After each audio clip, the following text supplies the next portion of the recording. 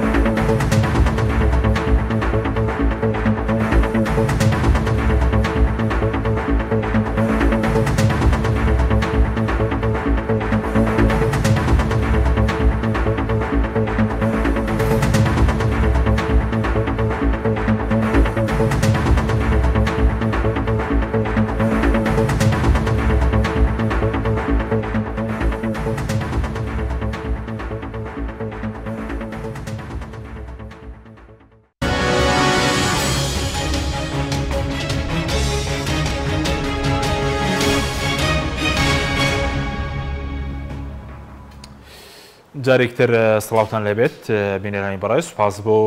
میوانەکانمان کاک بورهان بەخێر بێن، سوپاس بۆ ئامادەبوونتان. ئەگەر سەرەتا لەوە دەست پێ بکەین لە هەرێمی کوردستان بە بۆنەوەی ڕۆژی جیهانی بەرەنگاربوونەوەی تون و تیژی ژنان 16 ڕۆژێک دیاری کراوەکو هەڵمەتی هۆشیارکردنەوە. ئێوەکو یەکێتی پیاوان لەم یادەدا قسەتان چی سەبارەت بە تون و تیژی دیژی ژنان؟ زۆر سپاس بە بەڕێز بۆم دەرپاستا ڕێزمان هەیە بۆ بینەرانتان و بۆ میوانە بەڕێزەکەش. هەڵمەتی بەرەنگاربوونەوەی تون و تیژی دیژی ژنان کە ڕۆژ 25 نۆڤەمبەر لەلایەن نەتەوەی یەکگرتوەکانەوە دیاری کراوە لە دوای ساڵی پێم وایە 99ەوەیە ئێمە وەکو ڕێکخراوی یەکێتی پیاوانی کوردستان دژی هەموو تون و تیژیەکەن بەرامبەر بە مرۆڤ بکرێ ئەنجاسی لەسەر ئاستی جێندەری و ڕەگەزی بێ کە بەرامبەر بە ژنان بە هەموو شێوەیەک دژی هەموو تون و تیژیەکەن بەرامبەر بە هەست تاکێکی کۆمەلگا بکرێت لە ناویشیان ژن بێگومان چکم ژن و ژیان بە بەردەوامی ژن و پیاو بەیەکەوە ئەڕواوە ژن و پیاو بەیەکەوە تاوکەری یەکترین وە سوور بەردەوامبوونی ژیان لەسەر کۆی زەوی بەیەکەوەبوونی ڕەگەزی نێرومەیە. هیچ ڕەگەزێکان ناتوانێت بە تەنیا هەرێکەی لە دووەڵێکا بژی لە دوای ئەو فئەیە کۆتایی بە ژیان دێ. بۆیە وەکو یەکێتی پیاوانی کوردستان بە هەموو شێوەیەک دژی تون و تیژین بەرامبەر بە مرۆڤ لە ناویشیان مەتەبەتی دژی ژنان چووکم ژنان هاوسەرمانن، خۆشەویستمانن، دایکمانن، کچمانن، بێگومان بەردەوامبوونی وەتام و خۆشی و بەڕاستی چێژی ژیان بە یەکەوبوونی ژن و پیاوە ڕگەزی نێرومەیە. باشە بەس وەکو خۆتان بڵێن هەفتەیەکێ بۆ بەرەنگاربوونەوەی تون و تیژی دژی ژنان 16 ڕۆژیش ڕاگەندراوە.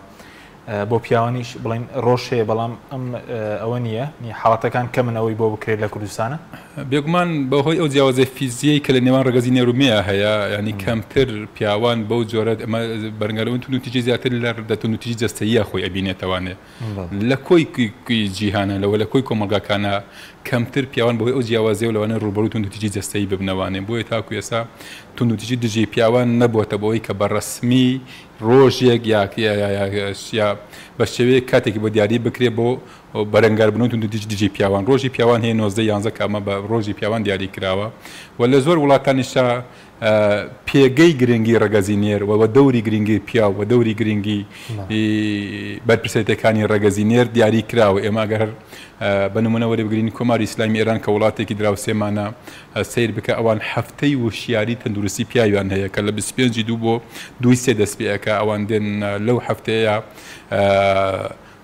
لە ڕووی علمیەوە و لە ڕووی زانستیەوە ڕەگەزی نێر و کارەکانی و بەرپرسێتەکانی و تواناکانی و ئیشەکانی هەڵی ئەستەنگەن کە بە جۆرەکان ینی بە شێوەیەک شێوەکان ڕێزێکی پێبەخشرێ. ئەمە وا ئەکا کە هوشیارێک لە ناو کۆمەڵگایە و لە ناو تاکانی خێزانە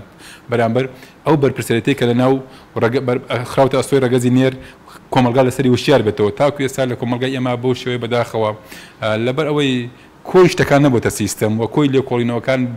لێکۆڵینەوەیەکی زانستی نەڕۆشتووە بۆیە پرسی پیا و بە شێوەیەک لە شێوەکان فرامۆش کراوە لەوانەیە پرسی ژنانیش لە کۆمەلگای ئێمە ئەوەندەم پرسێکی سیاسی بێ ئەوەندەی مجاملەیەکی سیاسی بێ ئەوەندەی بۆ بەدەستهێنانی تەڵەبێکی سیاسی بێ لە نێوان وڵاتە غەربەکان لە نەتەوەی گرتوەکان یا بۆ بەدەستهێنانی سەرچاوی مەدەی سەرچاوی دارایی و کار و دۆزینەوەی ئیش بێ ئەوەندە جەوهەری مەسەلەکە نەبێت کە هۆڵدەن کۆمەلگا وشیارکەنەوە لە تونند و تیژەکان دژی ژنان. باشە بەس ئێوە خۆتان هیچ بەرنمەیەکتان هەیە کە بۆی کە تونتیژی دوای دێنێ سەر تونتیژی دژ پیان بەڵام ئەو کوژنان کەم بکرێتەوە هیچ پامێکتان هەیە لە مرۆوە؟ بێگومان ئێمە کۆرەخای شوێنی کوردستان دژی هەموو تونتیژێکین بەرامبەر بە مرۆڤ لە ناوی شاژن کە پێشتر باسم کرد وەکو یەکتی پیاوانی کوردستان بەژاری هەڵمەتەکە ئاکەین لە هەر شوێنەکە هەستمان کرد بێت چالاکیەکە بێ بەداخەوە ئێستا لە بەروەی ئێمە تەماشا بکەین دوای ساڵی 2015 بەدواوە هەرێمی کوردستان کۆمەڵە قێرایندارایی قورساتی ئەپەڕێوای کردووە کە ئەمە ئیفلیزجیەکی هەموو بەداون دەستگاکانی حکوومەت سەرجەم داون تایبەتمەندەکان بە تایبەتمەندەکان لەسەر مافی مرۆڤ و ژنان و هەم بۆ ڕێکخراوەکانی کۆمەلگای مەدەنیش دروست کردەوە ژنای من لە ساڵی 2010 بەدوا تا 2015 لە هەڵمەتەکە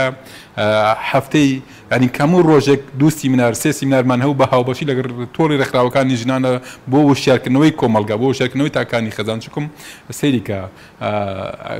ئەگەر ئێمە بمانێ وەکویەکی پیاوانی کوردستان ئامازمان بە توندوتیژی سەر پیاوان کەم بکەینەوە ئەگەر لەگەڵ ڕێکخراوەکانی ژنان کار نەکەن و ژن وشیار نەکەن و ناتوانین توندوتیژی بەرامبەر بە پیاو کەم بکەینەوە بە هەمان شێوە ڕێکخراوەکانی ژنانش ئەگەر مەبەستیان بێ توندوتیژەکان بەرامبەر بە ژنان کەمکردنەوە ئەبێ هاوکاری پیاویان هەبێ و بەشداروی پیاو بێ چونکە ئەوانەی کە بەرامبەر ئەوان ئەیشوبهێن کە توندوتیژیان بەرامبەرەکان پیاوان بۆیە کاری هاوبەشمان هەبوو لەگەڵ ڕێکخراوەکانی ئافرەتان و ژنان لەگەڵ دامدەستەکانی تایبەتمەندەری حکوومەت بەم پرسەوە بەڵام بەداخەوە قەیرانی دارایی و ڤایرۆسی کۆرۆنا بە تایبەتی ئەم ساڵ گوای کردووە هەموو کارەکانی ڕاگرتووە ئەوەیە تەنها لە بەرنامە و لە کۆڕ و سیمینارەکان ئەگەر لە شوێنێکا بتوانین ڕەو بۆ چونمانەوێ بۆکو یەکتی پیاوانی کوردستان دژی هەموو توندوتیژێکین بە تایبەتی دژی توندوتیژی دژی ژنان. سوپاس دەکەم ئەگەر لە میوانەکە هێولێشمان ئامادە بێ قومریخان سوپاس دەکەین سوپاس بۆ بەشداربوونتان بە دیاریکراوی لەم هەفتەی بەرەنگاربوونەوەی توندوتیژی ژنانەیە و کوڕەکراوی خوشکان پەیامتان چییە؟ و ئێمە زۆر جار دەبینین کە لەم یادەشدا زۆر جار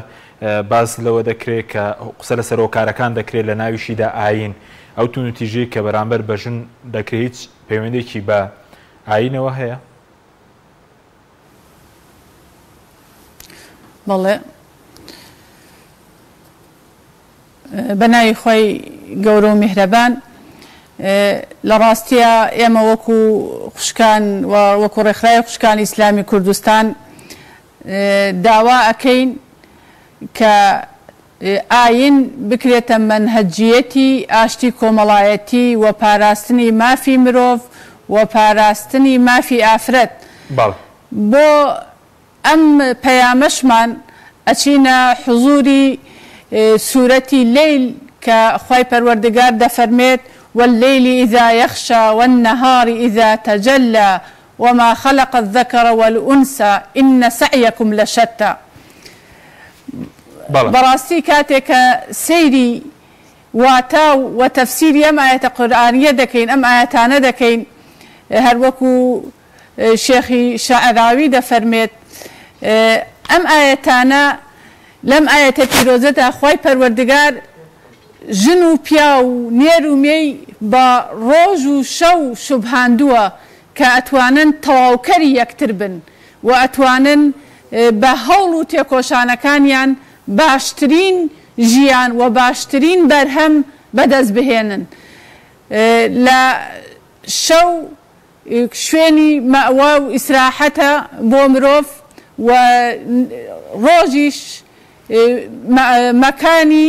هەوڵ و تێکۆشان و جهد و ماندووبوونە کەواتە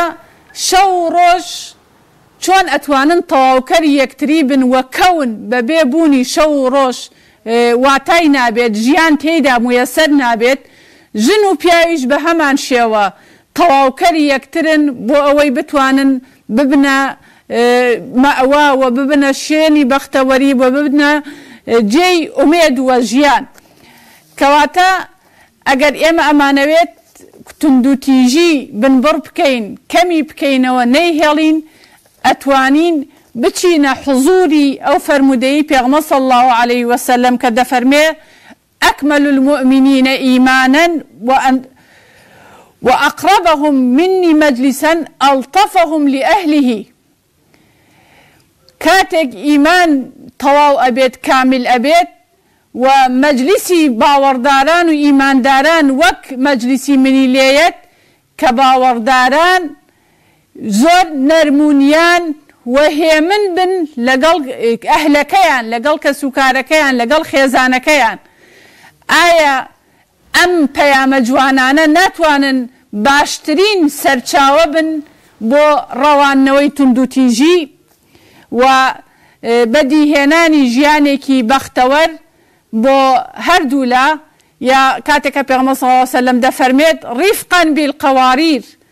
دا تكالا كومالجي مروفايتي ولا كومالجي مسلمانانا كم كوكو قوارير كشوشيكي زورنا سكو جوانا معاملة لقل عفرتانا بكن. أم فرمودي بيغمبر صلى الله عليه وسلم أما جيبو أوي كبهموش يويك لعيني بيروزي إسلاما هر جورة تندوتيجيك برانبر بعفرتان ردك ريتوا لكاتك لخطبة مالاوية دا فرمي استوصوا بالنساء خيرا. أماش جاري كتر أما جيبو أوي كبيغمبري مزني إسلام لكوتا ساتكاني مالاوية وصيتكات كبباشترين شيوا معاملة لقل عفرتانا بكن. همو أم آيتان وأم فرموداني بيغمبر صلى الله عليه وسلم وچندين آية فرمودي تركها معنا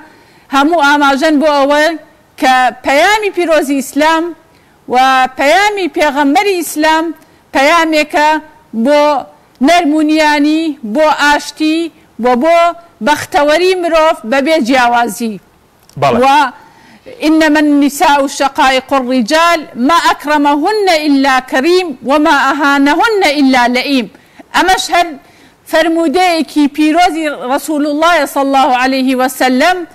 كبيناسي أو كسانة دكات كمعاملة لقل آفرتانا أكن جنو بياو هاوشاني يكن وطواوكري يكن لساحي جيان أو كساني كباشترين شيو معاملة لقل جنانا أكن أو كسانة كي باشو كريمو لطيفو بخشندن وأو كساني بلين تندو تيجي برامبر أفرتانا كان وانا كساني كن كلابلي مروفايتي دا أبازن باش أوي كبرز جابويا إما لا هالماتي برانقار بوني تندو تيجي دجي جنان داوا أكين كبقرينو بو بيام الرسن وراستقين كاني عيني بيروزي إسلام وبو دقكاني قرآن والسنة وبو سيرو فعل رسول الله صلى الله عليه وسلم برامبر بافرتان وأو وصيتاني ككردويتي باش أوي كبرز باسك وكوي كلفرمودكاني پیغمبر هاتوا بهج لجير پیدای كان دا ياخود هر کەسێک دوو کچ بەباشی پەروەردە بکات موژدەی باشتی پێدراوە یاخود ئەوەی کە بەڕێزوتر لە کۆتایی تەمەنیدا پێغەمبەر دووخای لەبێت ئامۆژگاری کردووە کە ئاگیان لە ئافرەتان بێت ینی پێ دوایە لە هیچ دینێکە ئەوەندە مافی ئافرەت دراوە بۆچی هەندێکیش مەسەلەن لەم ساڵیادا باسی ئەوە دەکەن کە بۆی دینەوە تونند و تیژی دەکرێت ئایا ئاشنانین بە ئیسلام دەقەکانی بڵێن پەیامەکانی ئیسلامیان نەخوێندوتەوە لە خۆیانەوە قسە دەکەن بە کورتی بێ سواس دەکەم من بەڵێ ئەوەی من ئەی بینم کاتێک کە ئێمە ئەگەر ورد بینەوە لە دەقەکانی قورئان و لە فەرمودەکانی پێغەمبەر صلی الله عليه وسلم هەمووی پاراستنی مافی ژنە و تەنانەت هاتنی ئاینی پیرۆزی ئیسلام یەکێک لە پەیامە هەرە گرنگ و بەرزەکانی پاراستنی ئافرەت و پاراستنی مافی ئافرەت بوو کاتێکە لە قورئانی پیرۆزە یەکەم ڕەخنە ئەگیرێ لەو کەسانەی کە کاتێک کە کچێکیانە بێ دەموچاویان ڕەش هەڵەگەڕێ لە قورئانی پیرۆزە ئیدانەی ئەو جۆرە کەسانەکە کە کاتی خۆی لە جاهلیەتی عەرەبە کاتێک کە کچیان بووە ڕەنگ و ڕوویان ڕەش بووە ڕەنگ و ڕوویان ڕەش هەڵگەڕاوە چونکە پێیان ناخۆش بووە لە قورئانی پیرۆزە ئەمە بەدەق هاتووە کە ڕەخنە لەو کەسانە ئەگرێ کە بەو شێوەیە مامەڵەیان لەگەڵ بوونەوەرێکا کردووە پێغەمبەر صلی الله عليه وسلم لە مقابلا دەفەرمێ هەر کەسێک دوو کچی هەبوو بە باشترین شێوە توانی پەروەردەی بکات بە دڵنیاییەوە لە بەهەشتا وەکو من ئابەم شێوەیەوە تا بێتە هاوڕێ و هاوشانی ڕەسوول الله صلی الله عليه وسلم. ئەم فەرمودەیە بۆ چییە؟ بۆ ئەوەیە لەو سەردەمەیە زۆر بە ناشیرینی پێش هاتنی ئاینی پیرۆزی ئیسلام مامەڵە لەگەڵ ئافرەتا کراوە، مامەڵە لەگەڵ کچا کراوە. بۆیە پێغەمبەر صلی الله عليه وسلم بۆ هاندانی کۆمەڵگە بۆ ئەوەی ڕێز لە بوونی کچ بگیرێ و بۆ ئەوەی بەڕاستی پیشانی بدات کە ئافرەت چەندە بە نرخە ئەم فەرمودەی فەرمووە و عەمەلی پێکردووە خۆشی بە هەموو شێوەیەک ڕێز و ئیحترامی کچەکانی گرتووە و بەتایبەت حەزرەتی فاتیمەت الزەهرا. بۆیە لە ڕاستیە بەڕای من ئەوانەی کە دێن ڕەخنە لە ئاینەگرن بە هەڵا لە دەقەکان تێگەیشتون یا هەلەی تێنەگەیشتون یا نەیان خوێندووەتەوە. من وا دەزانم لە ئەوروپا لە قڕوونی وستایە کاتێکە هاتن ئاینی یەهودی و مەسیحی بە شێوەیەک مامەڵەی لەگەڵ ئافرەتە ئاکرد کە گونجاو نەبوو و بە شێوەی مرۆڤ مامەڵەیان لەگەڵ ئیسلامان ناکرد، هاتن لەگەڵ ئافرەتان ناکرد، ئاینیان بە هۆکاری ستەم بەرامبەر بە ئافرەت داناوە. ئێستا ئەو نەزڕەیە ئەو تێگەیشتنە لەوانەیە هاتبێتە کۆمەڵگەی ئێمە کە تێگەیشتنێکی هەڵەیە. ئەو ئاینێک کە ئەوان ناسیویانە لە قڕوونی وستایە ئاینی ئیسلام نەبووە، بەڵکو ئاینێک بووە کە بە هەموو شێوەیەک ئافرەتی چەوساندووە. بەڵێ سوپاس دەکەم. دوایی دەینە سەرەوەی کە ئەگەر هۆکاری تونتیژی ژنان بڵێن کە بەرەزوتت هیچ پەیوەندێکی باینی پیرۆزی ئیسلامەوەی پەیوەندی بەچیەوە دوایی قسەی لەسەرەکە نەگەرە وڵاتکە کە بڕان گەرە وڵای بەڕێزت سەبارەت بەوەی کە ئێوە چی بەوە کار دەزان هەم ئەوەی کە تونتیژی بەرامبەر بە ژن بکرێ هەم تونتیژی بەرامبەر بە پیاویش بکرێت کە خۆت تونوتیژیەکە دوو لایەنەشە. بێگومان پاڵنەرەکانی تونوتیژی لە خێزانە ئەو دەرهاوشتانەیە کە لە ناو کۆمەڵگە دەرهاوشتەی هەیە بە تایبەتی مە ئەمڕۆکەوە کە ئەو فئەیە کە کۆمەڵگای کوردی و خێزانی کوردی ئاپیاتی ئەپەڕێ دۆخێکی نائیستیقرار و دۆخێکی ماندوو و دەرونی تاکێکی دەرونێکی نەئارام بۆ تاکی کورد بە ڕەگەزی نێر و مێوە خۆڵقاوە ئەمە بۆتە هۆی زیادبوونی تونوتیژیەکان چونکم لە بچووکترین بەرێککەوتنە ئەبێتە هۆی سەرهەڵدانی تونوتیژیەکان. لەوە ئەچێت منی پیاو و منی بەرپرسی خێزان لە دەرەوە کۆمەڵگاکەم بە قەرانێکی دارایی قورساتی ئەپەڕێ ناتوانم پێداویستەکانی خێزان دابین بکەم، بێکاریەکی زۆر ڕووی تێکردوم، حکومەت لەگەڵ ما ڕاز ناکە بە 6 ڕۆژ بە 70 جارێک معاشێکی کەم ئەداتێ، وەزعێکی سیاسی خراپ خوڵقاوە، سۆشیال میدیایەک دروست بووە وەکو جاران شتەکان ون نابێت، یعنی تۆ سەرێکی ئەمڕۆکە هەموو کنوکە لە بەرەکانیەتە بەرچاوت ئەمە چی ئەمە کار ئەکاتە سەر دەرونی مرۆڤ، کاتە سەر کاریگەری ژیانی مرۆڤ. نزیکترین کەس کە تۆ بەرکەوتت هەیە لەگەڵیا و زۆرترین کار لەگەڵ ئەمێنیتەوە هاوسەرەکەت و مناڵەکانتە. لەوە ئەسێت یعنی کارێک یا ڕەفتارێک یا شتێک کە خێزانەکەت ئەنجامێدا بە هەمان شێوە ئەویش بە هەمان شێوە پێداویستیەکانی ژیانتینی بۆ هێناوە بەرپرسێتەکانی ژیان قورسی کردووە هەردووکمان دەرونێک نەئاراممان بۆ دروست بووە لەبەر ئەوەی زۆری بەیەکەوە بووین و زۆری ئەم ماوەی بە تایبەتی کە ئەم ساڵ کۆڤید-19 کۆمەڵگاتی ئەپەڕێەوە بە زۆرترین کار لە ماڵەکان ئەمێنینەوە لە بچووکترین بەرێکەوتە بەهۆی کەموشیاری منەوە بەهۆی کەموشیاری خێزانەکەم و مناڵەکانمەوە لەوە ئەچێ بێتە هۆی خاڵیکردنەوەی ئەو فشارە دەرونەی کە لەسەرمە. بەڵێ ئەم بارودۆخی کە تونتیژی دروست بووە بۆ بە پلەی یەکەم دەسەڵاتە چکاوکوتت بارودۆخەکە داراییە وەکو پێویست نییە کەم ڕنگدانەوە هەیە لەسەر لێک هەڵوەشانەوەی خێزان لەسەر کۆچی گەنج لەسەر ڕەنگە بازرگانی بێگومان ئەگەر تەماشا بکەی خەمسارترین و بێباکترین دەسەڵاتی کوردیە بەڕاستی هیچ سیستەم و بەرنامەیەکی نییە بۆ ئیدارەدانی و بەڕێوەبردنی کۆمەڵگا. ئەنی ئەمە بەڕاستی لەوانەیە بڵم هەرگاڵتە جارێکی تەواویش نەکە کە بە ژیانی خەڵک ئەکرێ، ینی ئێمە لە ناو خەڵکن ئەگامان لێ بژێوی ژیانی خەڵک چەنە. تۆ بە 70 ڕۆژ جارێک دەی لە سەیە 35 معاشێک دەی لە ئەم موچەیکە تۆ ئەیدەی ئەم بەرپرسی خێزانە ئەم موچە خۆڕی تۆ ئەم فەرمابەرەی تۆ ئەگەر کرێنشین بە دوو کرێ داوە، دوو کرێی خانووی داوە، دوو کرێی مۆلدەی داوە، دوو کرێی ئەنتەرنێتی داوە، دوو کرێی ئاو و کارەبا و کە ئێستا خوێندنی هاتوچۆی مناڵ نەمەوە تۆ هەموو ئەمانە دوو داوێتی کە ئەکاتە دا تۆ دەی ڕوبع موچەیەکی ئەدەیتی. ئەمە بەڕاستی خەمساردێکی دەسەڵاتە ئەسڵەن بێباکیشە، ینی بەڕاستی نازانم ئەم برادرانە ئەڵی خۆیان لە دۆڵێک ئەژین و کۆمەلگا لە دۆڵێک تر ئەژی ژیانێکی قورس یعنی بەڕاستی بژێوێکی ژیانێکی وسمێ ڕەهەندی ئابووری هۆکاری زۆربوونی کێشەیە لە ناو خێزانە بێگومان هۆکارەکانی زیادبوونی توندوتیژی زۆرن بە تایبەت بە لە کۆمەلگای کوردیە ئەگەر تەماشا بکەین خێرانی دارایی ڕاستەوخۆ کاریگەری هەیە زۆری پێداویستی خەزان زیایی کردووە باوک ناتوانێت ئەمە کە ئیش لەسەر پرسی ڕەگەزینێرەکەین باوک ناتوانێت ئەو پێداویستیە زۆرە دابین کاتێک ئەڕاتەوە ماندووبوونێکی زۆرە چێژێت یعنی قوربانێکی زۆر ئەدا لە دەرەوە و جەستەیەکی ماندوو هیلاکیشەیە وەکە ئەژڕاتوانێت لەوانەیە ڕوبێکی پێداویستەکانی دابین نەکردووە بەهۆی ناوەشیاری تاکەکانی خێزانجا ژنە مناڵە لە بچووکترین بەرێکەوتە ئەبێتە هۆی سەردەوانی توندوتیژی کە هۆکارەکەی باوک نییە ئەو توانە و کەفاعەتی پیاوەکە نییە ناتوانێت پێداویستەکانی خێزانی دابین بکە بگرە ئەوە ژینگەیەک خوڵقاوە ئەوە سیستەمێک کۆمەلگا ئەبا بەڕێوە کە ئەسڵەن نە سیستەمی ئیداریە نە سیستەمی دەوڵەتداریە نە سیستەمی بەڕێوەبرنی کۆمەلگایە بۆ شێوەیە تۆ کە خێزانت ئارام نەبوو کە خێزانت ئیستەقرار نەبوو کە خێزانی بێکێشە نەبوو کۆمەلگاکە خۆی بێکێشەیە دەسەڵاتەکە خۆی بێکێشەیە کێشەدارە بۆیە بەداخەوە ئەنیمە دەسەڵات بەرپرسی یەکەمە لە خۆڵقاندنی ئەم زیابوونی توندوتیژە بڵێ تا چەند جگە لە دەسەڵاتی شەندەی ڕێکخراوی بڵین ژنان یاخود وەکو خۆشتانی ڕێکخراوێکێتی پیاوان بوونەتەوە کاریەوەی کە جیاوازی لە نێوان ژن و پیا و زاقی بکرێتەوە چکە ڕەنگە بڵێن هەندێکیان کار لەسەرەوە دەکەن کە ژن و پیا ببن بە دژمنی یەکتر نەک کار بەوە بکرێت کە هەردووکیان تاواکەری یەکترن ڕاستە بەداخەوە ئەوەی کە ئێمە ڕخنەمان لە بەشێک لە ڕێکخراوەکانی ژنانە بەشێکیان چالاکن و بەشێکان مەبەستیان و هەدەفیانەکە کێشەکانی ژنان کەمکەنەوە کێشەکانی ژنان بەچی کەمە بێتەوە بەوە ناکرێت ژن لە دۆڵک بێ پیا و لە دۆڵک بێ ئەبێ بتوانین ژن و پیا و لێک نزیکێتەوە بتوان زمانی یەکتێگەشتن هەڵبژێرن بەڵام بەشێک لە ڕێکخراوەکانی ژنانەوە بەشێک لە چالاکەوانەکانەوە بەشێک لە فێمینیستەکان هاتون تەنها ئیش لەسەر مافی ژن ئەکەن و ژن وشیارەکەن تەنها ماف منی پیا و لە ماڵە ئەرکم هەیە منی باوک لە ماڵە ئەرکم هەیە بێ ئەرکەکانی خۆم جێبەجێکم ئەو ساکە بزانم مافەکانم تا چەند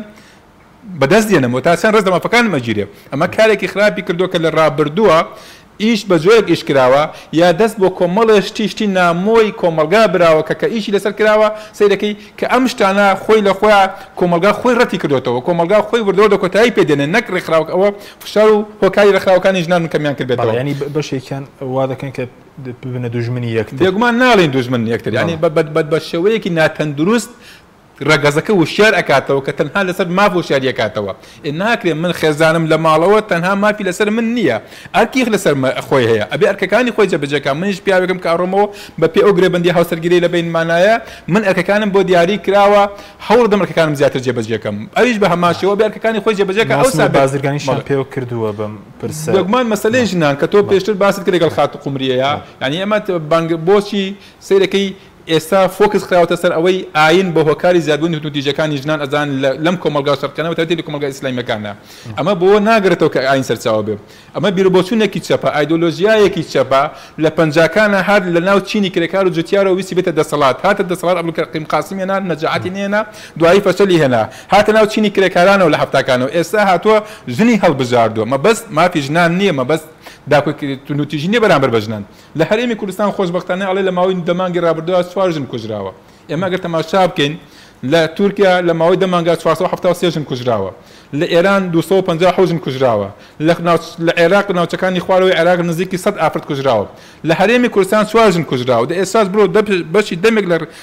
دەمی بەشێک لە ڕێکخراوەکان کەرەوە بەشێک لە چالاکانم کەرەوە سەیرەکەی بە جۆرێک پیاوی کورد ناشرین نەکەن بە جۆرێک ڕێگەزینی کورد ناشرین نەکەن وا هەستەکەن کە هیچ ئیش نێت توندوتیژی بەرامبەر بە ژنان ئەم ئامارە ئەمنە دڵخۆشکەرە کە ئومێدەوار من ئەو 4 ژنە نەکوژرایە یعنی لەوانەیە لە وڵاتە هەر پێشکەوتەکانە شتی وا نەبێت لە ماوەی دەمانگی ڕابردووە کە کۆمەلگا بە قەرانێکی دارایی قورسە بە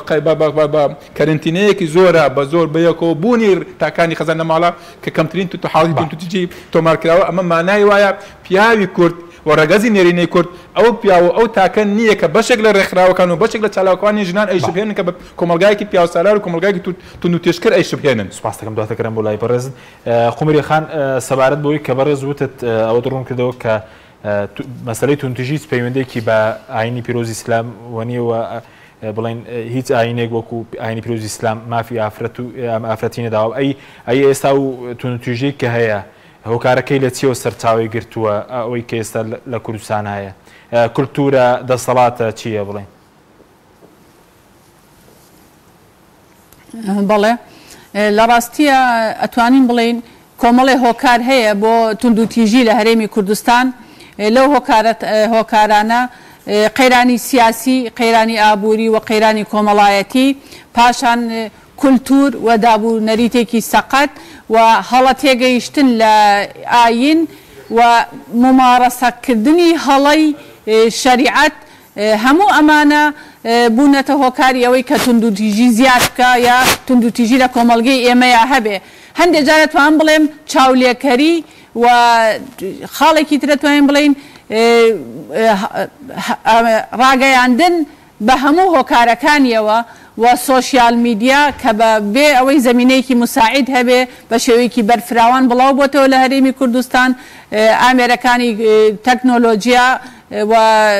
ئەنتەرنێت و تۆڕە کۆمەڵایەتیەکان بەگشتی و ئەو فیلم و درامایانەی کە بەبێ سانسۆر و بەبێ هیچ سنوورێک لە کەناڵە ناوخۆی و فەزایەکانی ئێمەیە شارستانیەتی بێگانە هاوردەی هەرێمی کوردستانەکە،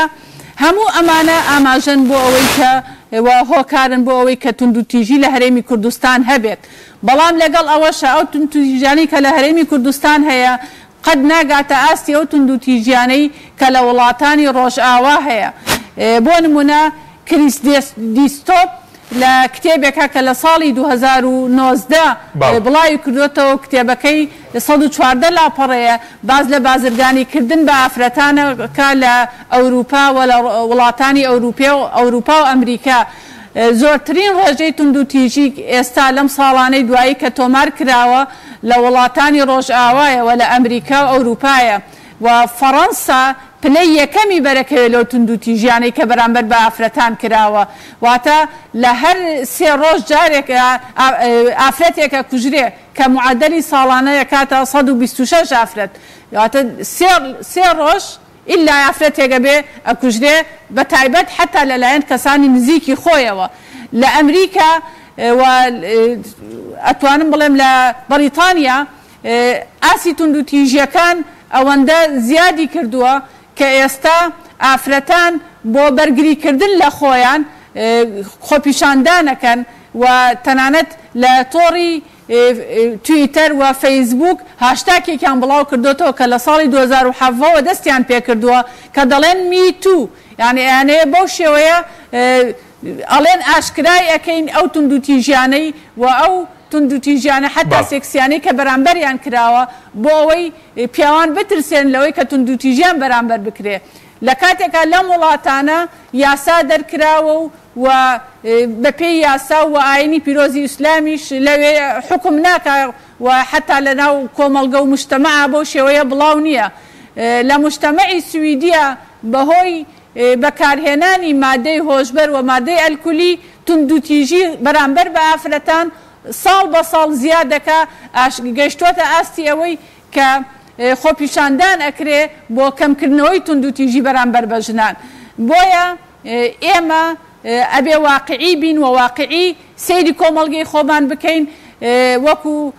ئەو برابەڕێزەم باسی کرد کە توندوتیژیەکان لە هەرێمی کوردستان و زۆر ڕاستە لەم ساڵانەی دوایە کەمی کردوێتەوە، بەڵام ئەو ڕێز و ئیحترامی کە لە کوردستان و هەرێمی کوردستان لە ئافرەتە گیرێەوە بە درێژایی مێژوو هەبووە، باوەڕ ناکەم لە هیچ کۆمەڵگەیەکی ترا هەبێ و ئێمە ئەگەر ئەتوانین لەسەر باوەڕی ڕەسەن و عەقیدەی ڕەسەن و پەروەردەی ڕەسەن هەوڵ بدەین ڕێگری بکەین لە بڵاوبوونەوەی ئەو فیکرانەی ئەو ئایدۆلۆجیانەی کە جیاکاری ئەکا لە بینی ژن و پیاوە و ئەو فیکر و ئایدۆلۆجیانەی کە ژن و پیاو بەرامبەر بە یەکەوەستێنێتەوە و دش بە یەک ڕایانەگرێ، بەڵکو ئێمە ئەبێ ئەو هۆشیاریە بڵاو بکەینەوە کە توندوتیژی کاتێکە پیاوێک بەرامبەر بە ژنێک توندوتیژیەکە خۆشی ڕوبەڕووی توندوتیژیە بێتەوە، واتە خۆشیەکەوێتە ژینگەیەکەوە کە بەختەوەری و خۆشببختی تایە ونەبێت. بۆیە ژن و پیاو ئەبێ پێکەوە ئاش بنەوە و متمانە لە نێوانیانە دروست بێت بۆ ئەوەی ئەو توندوتیژیانەی کە باسی لێواکرێ نەمێنێت و ڕوو لە کەمبوونەوە بکات و جارێکی تر دەست بگرینەوە بە ئاینی پیرۆزی ئیسلام و بە پەروەردەی ڕەسەنی ئیسلامیەوە. بەڵێ سوپاس دەکەم بەڵێ بینەرانی بەڕێز ناوبڕێکی کورت و دەگەڕێنەوە وڵاتان لەگەڵ مامێنەوە.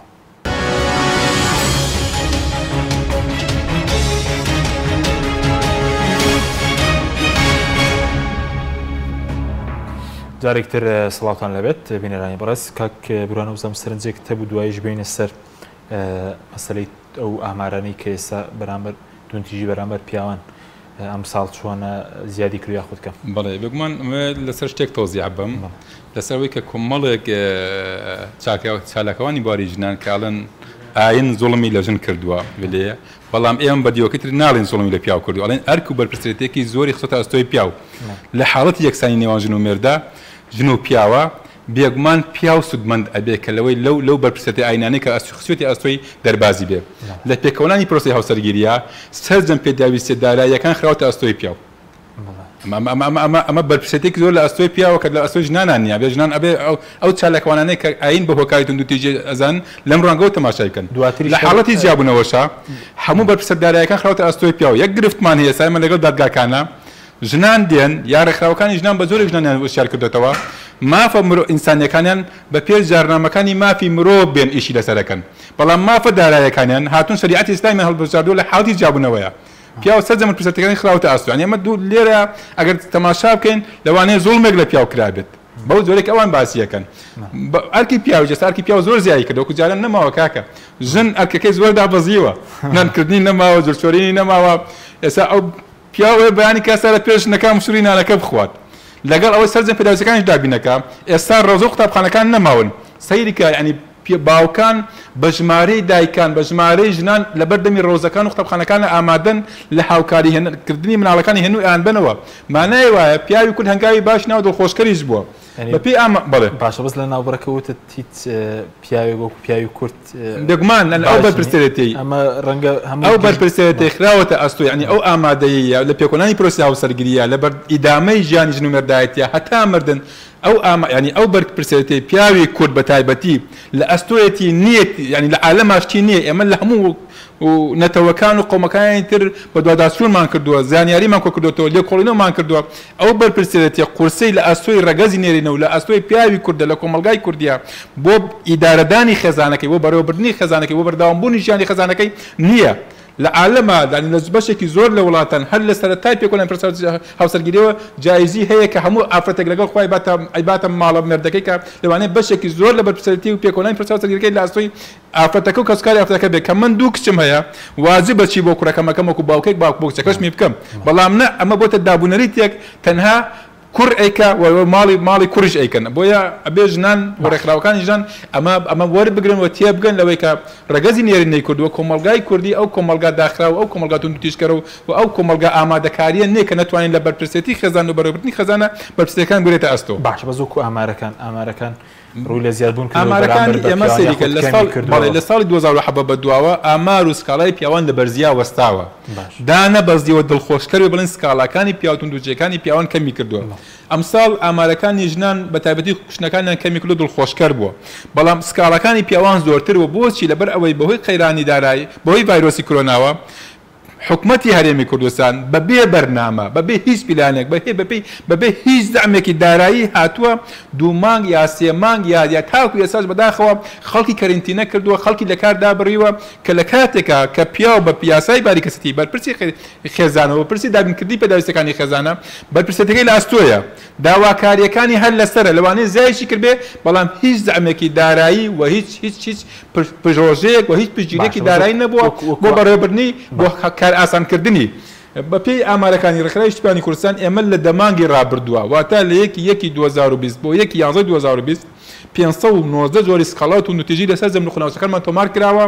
بەداخەوە 54 حاڵەتی خوشتنی پیاوان تۆمار کراوە 5 حاڵەتی کوشتنی پیاوان لەلایەن ژنان بە هاوکاری کەسانی تر تۆمار کراوە ئاماری خۆکشتنی پیاوان لە ساڵی 2012 بەدواوە لای ئێمە تۆمارە لە بەرزیە وەستاوە هەتاکو ئێستاش نە حکومەت نەدام دەستگات تایبەتمەندەکانی حکومەت نایەن لێکۆڵینەوەیەک بە دوواداچوونێک سیمینار و کۆڕ و وەرکشۆپ بەسن بۆچی تاکی کورد تاکی نێرینەی کورد گەشتوتە ئەو قەناعەتی لەسەر هەڵدانی کەشەکانە پەناباتە بەر خۆکوشتن ئامادە نییە ڕوبەڕووی کەشەکان بێتەوانێ بەداخەوە 54 حاڵەتی خۆکوشتن ئێمە پار بە هەمان بەروار 47 حاڵەتمانە بووە بەڵام ئەم ساڵ ئاماری خۆکشتنی پیاوان ساڵ بەساڵ زیایەکە بێ ئەوە هیچ بە دوواداچوونی لێکۆڵینەوەیەک و پشتگیریەکە بێت. سپاس دەکەم خومیری خان بگەرەوە لای بەڕێزت سەبارەت بە چی بکرێت بۆ کەمکردنەوەی توند و تیژی ولەسەر ئاستی حکوومەت بۆ نمونە چی لە ڕوودارایەکەیەوە وچ لەوەی کە لە مەنهەجی پەروەردە و بڵین وەزارەتی پەروەردە بابەتێک دابێنرێ بۆ مامەڵەکردن و خۆڵکردنەوەی گیانی لێبوردەوی و پێکەوە ژیان و بڵین پەروەردە خێزانەکە هیچ کراوە لەمڕۆ بە شێوەیەکی فەرمی؟ بەڵێ لە ڕاستیە بۆ ئەوەی ئێمە بتوانین کۆمەڵگەیەکی ئاسوودەمان هەبێت و خێزانەکان ئاسوودە بن پێویستە سەرجەم لایەنە پەیوەردیدارەکان بێنە سەرخەت حکوومەت بەسەرجەم وەزارەتەکانیەوە کە ڕاستەوخۆ کاری لەگەڵ خەڵک هەیە و ڕاستەوخۆ پەیوەندی بە بژێوی خەڵکەوە هەیە پاشان بۆ نمونە وەزارەتی دارایی لە خەمی خەڵک و لە خەمی بژێوی خەڵکا بێت حکوومەت لە خەمی خەڵک و لە خەمی بژێوی خەڵکا بێ وەزارەتی ڕۆشنبیری بەڕاستی زۆر گرنگە کە بێتە سەرخەت لە بڵاوکردنەوەی هۆشیاری و لە دانانی سیستەم و بەرنامە و پلانێک بۆ ئەوەی ئاستی کەناڵی ناوخۆی و ئاستی کەناڵە فەزاییەکان ئەو فیلم و درامایانەی کە پەخشەکرێن پێویستە سانسۆری هەبێ و ناکرێ هەموو درامایەک لە شاشەکانی ئێمەوە پەخش بکرێەوە بێتە ناو خێزانەکان ئەنواع و ئەفکار ئەنواع و ئەشکاڵ ئەفکاری جۆرا و جۆر کە نامۆیە بە کۆمەڵگەی کوردی و نامۆیە بە کولتوری کوردی و ڕێگری بکرێ لە هێنانی ئەو هەموو کولتورە سەقەتە بۆ کۆمەڵگە. پاشان وەزارەتی پەروەردە زۆر بەجددی بێتە سەرخەت لە مەنهەجی خوێندنیە و بەڕاستی بتوانێت کار لەسەرەوە بکات کە مەنهەجێک دانرێ ئێمە پەروەردەی ئاین کە پەروەردە کە مادە و بابەتێکی زۆر گرنگە کە مناڵی لەسەر پەروەردە بکرێ و چەمکەکانی لە خۆبوردی و لێبوردەیی و پێکەوە ژیان و سەداقەت و ڕازگۆیی و کۆمەڵە چەمکی تری جوان تێیە دابنرێەوە مناڵانی لەسەر گۆش بکرێ بەداخەوە خەریکە وردە وردە پەروەردەی ئاین هەر کاڵەکەنەوە لە سیستەمی پەروەردەیە کە ئێمە زۆر زۆر پێویستمان پێیەتی و وانەکانی مافی مرۆڤ و بڵین کۆمەڵێ وانەی تر لەو بابەتە بە پێی پێویست گرنگی پێنادرێ کە پێویستە گرنگی پێ بدرێ. پاشان هەر یەک لە کەناڵەکانی ڕاگەیاندن کە من قەنەعەتم وایە ئێستا ڕاگەیاندن ئەتوانێت ڕۆڵێکی زۆر کاریگەر و ڕۆڵێکی زۆر زۆر گرنگ و بەهێزی هەبێت لە ئاراستەکردنی کۆمەڵگا پێویستە خەمێک لە پەروەردەی کۆمەڵگە بخۆن و خەمێک لە بڵاوکردنەوەی چەمکە جوانەکانی مرۆڤایەتی و پاراستنی کەڕامەتی مرۆڤ بخۆن کە بەداخەوە لە کەمترین کەناڵە ئێمە ئەمانە بەدیەکەین و بەرنامجی هەدەفدار ئامانجدار دابنرێ لە کەناڵەکانی ڕاگەیاندنە بۆ ئاراستەکردنی مناڵ و بۆ ئاراستەکردنی گەنج و بۆ خزمەتی خێزان و بۆ خزمەتی کۆمەڵگا و بەڕاستی پەروەردە بە هەموو شێوازەکانیەوە و تەنانەت ڕێکخراوەکانی ژنان ڕێکخراوە مەدەنیەکان و ڕێکخراوەکانی مافی مرۆڤ بێنە سەرخەت بێن واقعی کۆمەڵگەی خۆمان بخوێننەوە توێژینەوەی لەسەرکەن و کاری لەسەرکەن و هیچ فکر و ئایدۆلۆژیا و بیر و باوەڕێکی کە نامۆیە بەم کۆمەڵگەیە نەیهێنن لێرە تەطبیقی بکەن. ئێستا ڕێکخراوە تەنانەت بیانیەکان هاتوونەتە سەر و قەناعەتەی ئەیانەوێت دەرس لە یاوانە لە لای ئێمە وەربگرن بزانن چۆن ئەتوانن ئەو توندوتیژیانی کە لە کۆمەڵگەکەی خۆیانە هەیە بەڕاستی کەمیکەنەوە و بنەبڕیکەن کە بەهۆی دوورکەوتنەوەیە یا نەبوونی پەروەردەیەکی ڕەسەنە کەواتە ئەم بۆ کەمکردنەوەی توندوتیژی کۆمەڵێ ئەبێ لەسەر چەند ئاستێک کار بکرێت کە ئاستی حکوومەتە پاشان ئاستی دەرکردنی یاسایە بۆ بەکارهێنانی ئامێرەکانی تەکنۆلۆژیا و بەکارهێنانی سۆشیال میدیا ئەبێ پێویستە بەڕاستی یاسایەک دەربکرێ کە ئەو کەسانەی کە بە شێوەیەکی خراپ ئەم ئامێرانە بەکارەهێنرێت سزای یاساییان هەبێت و بتوانن ڕوبەڕووی یاسا بکرێنەوە پاشان یاسا سەروەر بێ و ئاستی وەزارەتی پەروەردە و وەزارەتی ڕۆشنبیری و سەرجەم ئەو وەزارەتانی کە هەیە و لەسەر ئاستی پەرلەمان و حکوومەت و دەسەڵاتی دادوەری کە یەکێک لە هۆکارەکان لەوەی کە تونند و تیژی بەرامبەر بە ئافرەتانەکرێ بەعام تونند و تیژیەکرێ ئەوەیە کە دەسەڵاتی دادوەری دەسەڵاتەکانی هەندێک جار بە شێوەیەک ممارەسەی دەسەڵاتی خۆیەکە کە لە قازانجی ئاشتی کۆمەڵایەتی و ئاشتی خێزانان نییە و ئەو یاسایانەی کە دەرچوون و لە خزمەتی یاسایی لە خزمەتی ئاشتی کۆمەڵایەتی و ئاشتی خێزانایە پێویستە کاری پێ بکرێ. باشە بەس ئەوەی کە بەڕێزت باس کرد بە سەبارەت بارکی وەزارەتی ڕۆشنبیری و سەبارەت بە کەناڵەکانیش تا چەندێک زەرورە ڕێوشوێنی یاسایی دژی ئەو کەناڵانە بگرێتەوە کە کللتوری غەیرە نامەوەی بڵێن کوردی هاوردە دەکەن بۆ هەرێمی کوردستان زۆر جار کار لەسەر تێکدانی ئەخلاقی تاکی کورد خێزانی کورد لێکەڵوەشانەوەی خێزان دەکەن. بەڵێ تەنانەت لە ساڵ و لە ساڵی ڕابردووشە ئێمە وەکو ڕێکخراوی خوشکان کەمپینمان کردو بۆ داخستنی هەندێک لەو کەناڵانەی کە بەڕاستی هەندێک دابوونەریت و ئەخلاق و شتی نامۆ هێنە کۆمەڵگەی کوردەواری بەڵام بەداخەوە وەزارەتی ڕۆشنبیری لە جیاتی بێت ئەو کەناڵانە دابخات دێت ئیش لەسەر ئەو کەناڵانە دەکات کە لە خزمەتی پەروەردەی خێزان و پەروەردەی کۆمەڵگەدان و ئیش لەسەرەوە دەکەن کە بەڕاستی ئاراستەیەکی تەندروست بدەن بە تاک و ئاراستێکی تەندروست بدەن بە گەنج و ئاراستێکی تەندروست بدەن بە کۆمەڵگە. بۆیە لێرەوە ڕووی دەممان لە وەزارەتی ڕۆشنبیریە کە لەو واقعی ئەمڕۆیە ئەرکی سەرشانیەتی کە کولتوری نامۆ نەهێنێتە نەهێڵێ ڕێگری بکات لە هێنانی کولتوری ناوم بۆ کۆمەڵگەکە چونکە لە پشێوی کۆمەڵایەتی و لە پشێوی پەروەردەی تاک لە ئامە کۆمەڵگە بە ئام زەرەرەکات نەگەوەی تەنها تاکێک یا بڵێن دوو تاک لەبەرەوە زۆر زەڕورە کە بەرنامە و پلانێک هەبێت کە ئەم کەناڵانە ناکرێت بەبێ یاسا بەبێ سانسۆر ئەنواعی کولتور بهێنێتە کۆمەڵگەی ئێمە کە ئێمە ئێستا ئاسەوارەکەی ئەبینین ئەگەر ئێستا تونند و تیژیمان هەیە ئەگەر شێوازەکانی تونند و تیژی گۆڕاوە ئەگەر تونند و تیژی بەرامبەر بە مناڵەکرێ بە شێوەیەکی ناشرین و نامۆ هەموو ئەمانە بەهۆی هاوردەکردنی ئەو کولتورە سەقەتانەیە بۆ کۆمەڵگەی کوردەواری. بەڵێ سوپاس دەکەم بورهان کات من زۆر زۆرکەمەوە بە سەبارەت بۆی کە ئەگەر پیاوێک توندی تیژی بکات ئەندامی ڕێکخراوەکەی ئێوە بێ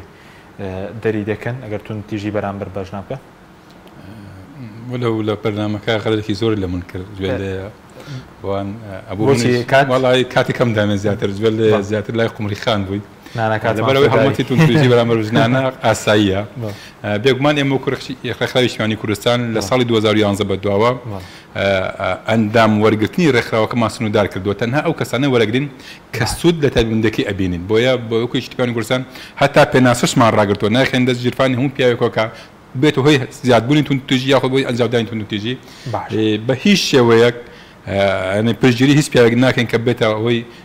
ئەنجامدانی تونتیژی بەرامبەر بەڕێگەزی بەرامبەری بە کورتی شێوازەکانی ئێستا تونتیژی بەرامبەر بە پیاوان ئەگەر بە کورتی حاڵەتەکان سەیدیکە بێگومان تونتیژی سکاڵەکانی پیاوان زۆرن پیاویش مرۆڤە پیاویش یعنی شتێکی جیاواز نیە لە دەرەوەی ژنیا لە دەرەوەی مناڵان و بەسەڵاتچوان پیاویش مرۆڤە خاوەنی کەسایەتی معنەویە ئیتر لە هەر شوێنەکە بێڕێزی پێ بکرێت ڕێزی لە نەجیرە سوکاتی پێ بکرێت بێتە هۆی ئەنجامدانی بەخۆی تونتیژیەوە بێتە هۆی ئازاردانی دەرونی وەکو بێگومان سەیکە تونتیژەکانی پیاوان تونتیژی جەستەیی بەرامبەر پیاوان کەمن زۆر تونتیژیمانێت تونتیژی زارەکی و تونتیژی جەستەیی لە کۆی جیهانە تونتیژی جەستەیەکان بەرامبەر بەڕێگەزیمێ زیاترە و تونتیژی زارەکان بەرامبەر پیاوان زارەکان بەرامبەر پیاوان زیاترە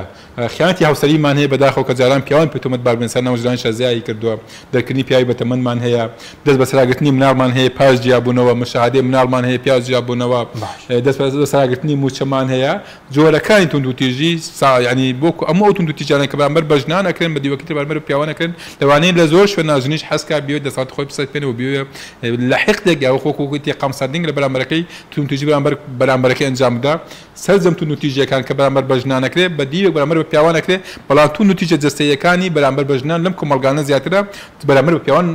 باشە زۆر ئەگەر پیاوێک تونتیژی بەرامبەر بکرێت هیچی بۆ دەکەنەوە بێگومان ڕێکخراوی شوێنی کوردستان خۆی ڕێکخراو شوێنی سیاسەکردنی کێشەکان نییە بەڵام لەبەر ئەوەی تاوکێ سەر ناو حکومەتە هیچ دام و دەستگایەکی ڕسمی نیە کە ئێمە بەڕێوەبەتی توندوتیژی خێزان ئومێدەوار بووین کە توندوتیژی پیاوانیش بە شێوەیەکی ڕسمی وەربگرێ بەڵام وەکو هیچ کوردستان ئێمە کە سکاڵای گێتە لە ماسەرەتا هەڵی ئەسەنگێنی بزان ئەم پیاوە تا چەند بەرپرسێتەکەی خۆی جێبەجێ کردووە ئەو سا توندوتیژی بەرامبەر کراوە کاتێک هەست ئەکەین کە توندوتیژی بەرامبەر کراوە بێگومان سەرەتا هەوڵ دەدەین بە دووەداچوون ئەکەین لە ڕێی پەیوەندیکردنەوە ئەگەر لە دادگاش بێ لە ڕووی یاسایی و متابعەکەین بە دووەداچوون ئەکەین بۆی سپاس دەکەین ئەگەر توندوتیژمان بەرامبەر بکراوە کاریمان دەکەی ئومێدەوارین توندوتیژیان بەرامبەر نەکەین سپاس دەکەین سپاس بۆ بەڕێزان بوران عالی سکرتێریەکی پیاوانی کوردستانە سعودی سەرکی هەروەها لە هەولێرەوە قومریە بەرزەندی سکرتێری ڕێکخراوی خوشکانی ئیسلامی کوردستان سپاس بۆ بینەرانی بەڕێز سپاس باوکاران خواتان لەگەڵ